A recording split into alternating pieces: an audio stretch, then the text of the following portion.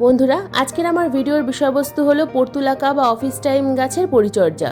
বর্ষাকালে কিভাবে আমরা পর্তুলাকা বা অফিস টাইম গাছের পরিচর্যা করব, কিভাবে পরিচর্যা করলে পর্তুলাকা বা অফিস টাইম গাছে প্রচুর পরিমাণে ফুল আসবে। গ্রীষ্ম এবং বর্ষাকালে প্রচুর পরিমাণে ফুল দেয় এই অফিস টাইম বা পর্তুলাকা। যদি তোমাদের বাগানের পর্তুলাকা বা অফিস টাইম শুধুমাত্র বাড়তেই থাকে, গাছে যদি কোনো রকম কোনো কুঁড়ি না আসে, যদি গাছের পাতা হঠাৎ করেই হলুদ হয়ে যেতে শুরু করে, তাহলে আজকের ভিডিওটা সম্পূর্ণ তোমাদের জন্য। আজকের ভিডিওতে কয়েকটা কেয়ার টিপস নিয়ে আলোচনা করব এবং সম্পূর্ণ ঘরোয়া তরল খাবার প্রয়োগ করা দেখাবো, যে খাবার প্রয়োগ করে বাগানের প্রত্যেকটা পর্তুলাকা বা অফিস টাইম গাছে প্রচুর পরিমাণে ফুল আসবে। তো আজকের ভিডিওটা সম্পূর্ণ মনোযোগ দিয়ে দেখতে থাকো, একটু স্কিপ করো না বন্ধুরা, স্কিপ করলে অনেক কিছুই কিন্তু মিস করে ফেলবে।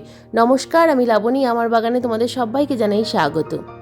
পর্তুলাকা এবং অফিস টাইম দুটোই কিন্তু একই ফ্যামিলির গাছ। তো এই দুটো গাছের পরিচর্যা একই রকমভাবেই করতে হয়। বর্ষাকাল এবং গ্রীষ্মকাল প্রচুর পরিমাণে ফুল দেয় এই পর্তুলাকা বা অফিস টাইম, শুধুমাত্র শীতকালে এই গাছ ডরমেন্সিতে থাকে।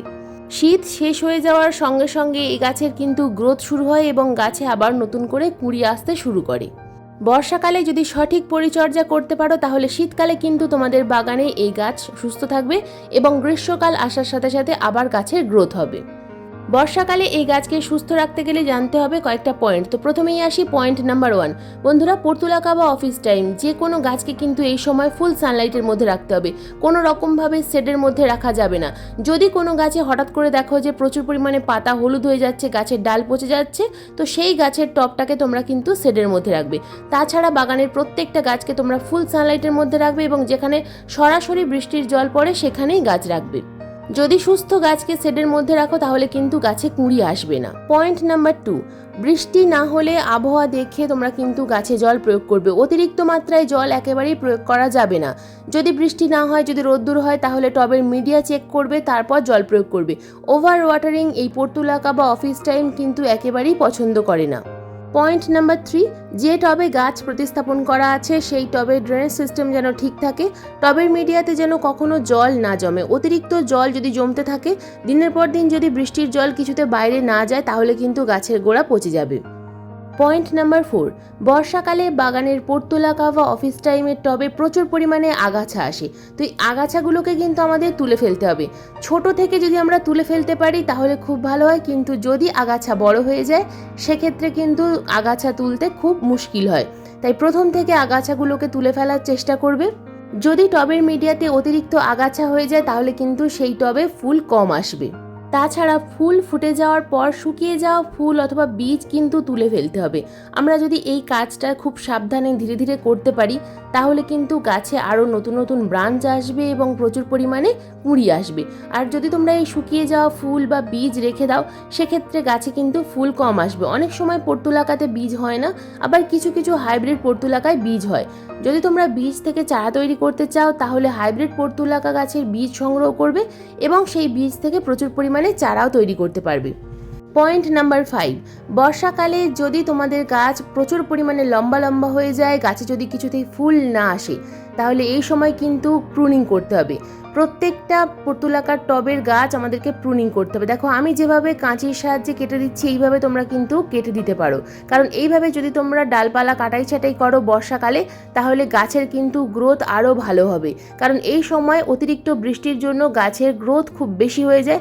যেহেতু বৃষ্টির জলে নাইট্রোজেন আছে, তো যে কারণে গাছের গ্রোথ খুব ভালো হয়, কিন্তু ফুল কিছুতেই আসে না। তো প্রথমেই আমাদের যে কাজটা করতে হবে, কাঁচির সাহায্যে ডালপালাগুলোকে কাটাই ছাটাই করতে হবে এবং গাছের মধ্যে যে আগাছাগুলো হয়ে আছে এগুলোকে খুব ধীরে ধীরে আমাদেরকে তুলে ফেলতে হবে। তো এই কাজটা যদি তোমরা এই বর্ষাকালে করতে পারো, তাহলে গাছ কিন্তু আবার তোমাদেরকে প্রচুর পরিমাণে ফুল দেবে। তো এই ডালপালা কাটাই ছাটাই করার পর এই ডালপালাগুলো থেকে কিন্তু তোমরা নতুন চারা গাছ তৈরি করতে পারো। পর্তুলাকার ডাল থেকে প্রচুর পরিমাণে চারা তৈরি করা যায়। পুরনো গাছ ফেলে না দিয়ে তোমরা চাইলেই সহজেই এই গাছের ডাল থেকে নতুন চারা তৈরি করতে পারো। সমপরিমাণ মাটি এবং কম্পোস্ট মিশিয়ে তোমরা কিন্তু নতুন টবে আবার এই গাছ প্রতিস্থাপন করতে পারো। কারণ বর্ষাকালে এখন এই মুহূর্তে রিপোর্ট করা সম্ভব নয়, তাই নতুন চারা গাছ তৈরি করে সেখান থেকে তোমরা কিন্তু আরও বেশি ফুল নিতে পারো।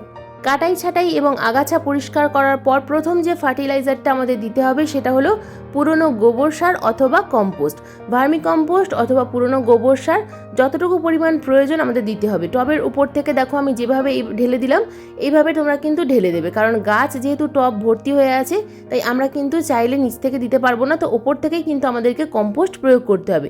তো খুব ভালোভাবে কম্পোস্ট প্রয়োগ করার পর এখানে দিতে হবে একটা লিকুইড ফার্টিলাইজার।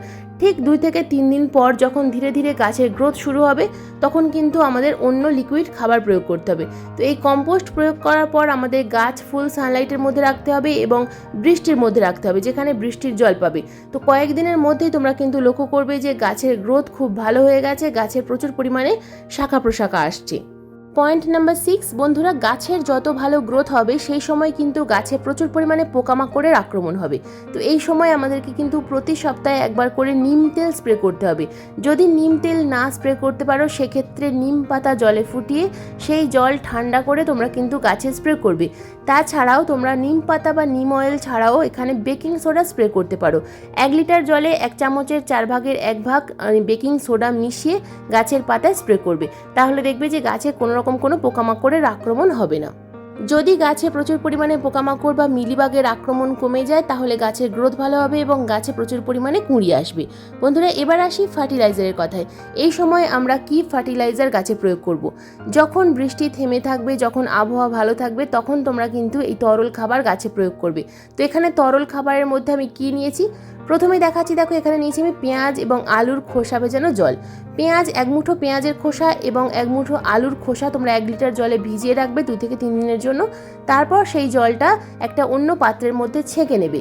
ছেঁকে নেওয়ার পর সেখানে যতটুকু পরিমাণ তোমরা তরল খাবার নিলে সেই ঠিক ততটুকু পরিমাণ সাধারণ জল ভালোভাবে মিশিয়ে সেটা তোমরা গাছে প্রয়োগ করতে পারবে। এই লিকুইড তরল খাবার 10 দিন অন্তর অন্তর প্রয়োগ করতে হবে। যখন বৃষ্টি হবে না, যখন দেখবে যে টবের মাটি মোটামুটি শুকিয়ে আছে তখন প্রয়োগ করবে। এছাড়াও তোমরা কিন্তু এখানে রাসায়নিক খাবার প্রয়োগ করতে পারো। রাসায়নিক খাবারের মধ্যে নিয়েছি আমি এনপিকে 10-26-26, এটা বিভিন্ন জায়গায় সুফলা নামেও পাওয়া যায়। তো তরল খাবার যদি তোমরা তৈরি করতে না পারো সেক্ষেত্রে এনপিকে 10-26-26 1 লিটার জলে 1 চামচ মিশিয়ে গাছে প্রয়োগ করবে। তো এই খাবার কিন্তু 15 দিন অন্তর অন্তর প্রয়োগ করতে হবে। ঘরোয়া জৈব তরল খাবার 10 দিন অন্তর অন্তর প্রয়োগ করতে হবে এবং যে তরল খাবার আমি রাসায়নিক খাবার দেখাচ্ছি এটা কিন্তু 15 দিন অন্তর অন্তর প্রয়োগ করতে হবে। তো গাছের টবের সাইজ অনুযায়ী তোমরা কিন্তু খাবার প্রয়োগ করবে, এখানে কোনো রকম কোনো মাপ নেই। এক একটা টবে অন্তত 250 থেকে 300 ml প্রয়োগ করতে পারবে। দুটো খাবারের মধ্যে যে কোনো একটা কিন্তু প্রয়োগ করতে হবে, দুটো সব যে প্রয়োগ করতে হবে তা কিন্তু নয়। এই খাবার প্রয়োগ করার পাশাপাশি গাছের পাতায় কিন্তু যে কোনো ধরনের মাইক্রোনিউট্রিয়েন্টস অবশ্যই প্রয়োগ করবে, কারণ গাছের পাতা যে সব সময় জল জমার কারণে হলুদ হয় তা কিন্তু না, অনেক সময় অনুখাদ্যের অভাবেও গাছের পাতা হলুদ হয়ে যায়। তাই অবশ্যই 15 দিন অন্তর অন্তর যে কোনো ভালো মানের অনুখাদ্য গাছের পাতায় স্প্রে করার চেষ্টা করবে। এই সমস্ত পরিচর্যা করার পর তোমরা কিন্তু ঠিক এই ধরনের রেজাল্ট পাবে। গাছে তোমাদের প্রচুর পরিমাণে কুঁড়ি আসবে এবং প্রত্যেকটা ব্রাঞ্চে প্রচুর পরিমাণে ফুল ফুটবে। এই ছোট্ট ছোট্ট পরিচর্যাগুলো যদি তোমরা প্রতি মাস অনুযায়ী করতে পারো তাহলেই কিন্তু তোমাদের বাগানে শীতকালে পর্তুলাকা বা অফিস টাইম গাছ বেঁচে থাকবে। তবেই এই গাছ থেকে তোমরা কিন্তু পরের সিজনে প্রচুর পরিমাণে ফুল পাবে। তো বন্ধুরা, এই ছিল আজকের আমার আগস্ট মাসের পর্তুলাকা বা অফিস টাইম গাছের পরিচর্যার ভিডিও। আজকের এই ভিডিও তোমাদের কেমন লাগলো অবশ্যই কিন্তু কমেন্ট করে জানাবে। ভিডিও সংক্রান্ত কোনো রকম কোনো প্রশ্ন থাকলে অবশ্যই কমেন্ট বক্সে কমেন্ট করবে, আমি যথাযথ উত্তর দেওয়ার চেষ্টা করব। আর এই রকম নিত্য নতুন বাগান সংক্রান্ত ভিডিও দেখতে চাইলে আমার চ্যানেলটাকে প্লিজ সাবস্ক্রাইব করে পাশে বেল আইকনটা প্রেস করে রাখো, কারণ এই ধরনের নিত্য নতুন বাগান সংক্রান্ত ভিডিও আমি প্রতিদিন ঠিক সন্ধ্যা 6টার সময় আপলোড করি। ভিডিও আপলোড করার সঙ্গে সঙ্গে যখনই ভিডিও লাইভ হবে তোমাদের মোবাইল স্ক্রিনে অথবা কম্পিউটার স্ক্রিনে নোটিফিকেশন পৌঁছে যাবে। ভিডিও ভালো লাগলে একটা লাইক এবং সকল বন্ধুদের কাছে ভিডিওটা শেয়ার করারও অনুরোধ রইল। এই ভিডিওতে লাইক এবং শেয়ার বা সাবস্ক্রাইব করলে পরবর্তী ভিডিও বানানোর কিন্তু অনুপ্রেরণা পাই। বন্ধুরা, আজকের ভিডিও সম্পূর্ণ মনোযোগ দিয়ে দেখার জন্য তোমাদের সবাইকে জানাই অসংখ্য অসংখ্য ধন্যবাদ।